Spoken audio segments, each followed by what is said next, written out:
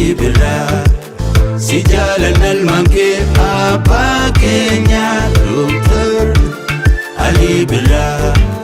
si jaalanna ilmaan kee abbaa keenya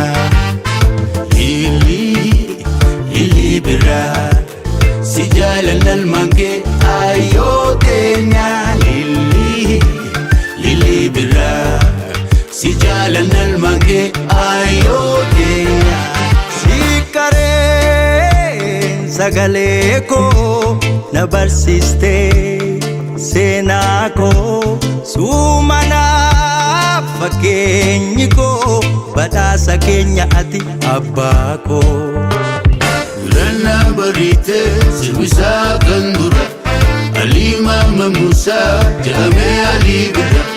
Gurana barite sirbisaa kan dura Ali Mama Musa jame Ali Birra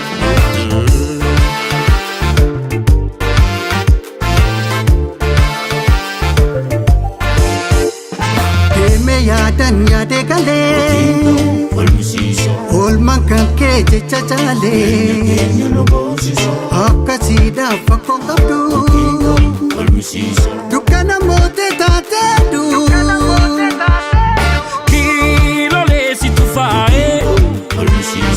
Miidhateesitu kaa'ee Afaan faaya muuziqaa Mirga falmataa haqaa Afaan faaya muuziqaa Mirga falmataa haqaa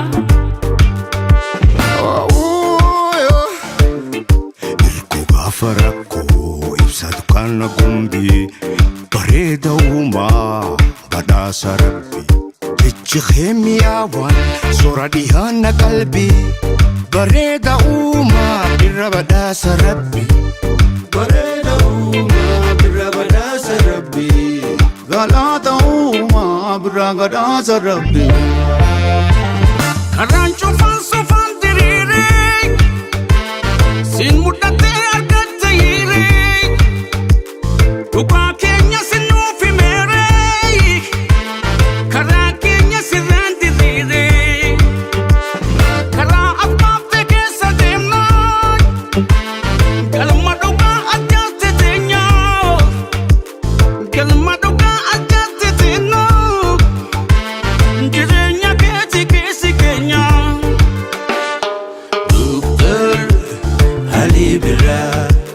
si jaalanna ilmaan kee abbaa keenya Dr.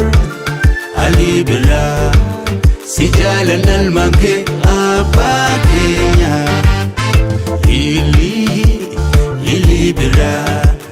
si jaalanna ilmaan kee ayyoo keenya Lili Birra si jaalanna ilmaan kee ayyoo keenya Afran qaloobiiftuun baatee dukkana meeqa kophaa mootee jaalalaaf qottee tulluu jibbansaa facaasarra kunoo sanyiisaa Afran qaloobiiftuun baatee dukkana meeqa kophaa mootee jaalalaaf qottee tulluu jibbansaa facaasarra kunoo sanyiisaa Gurana barite sirbisaa kan dura Ali Mama Musa jame Ali Birra Gurana barite sirbisaa kan dura Ali Mama Musa jame Ali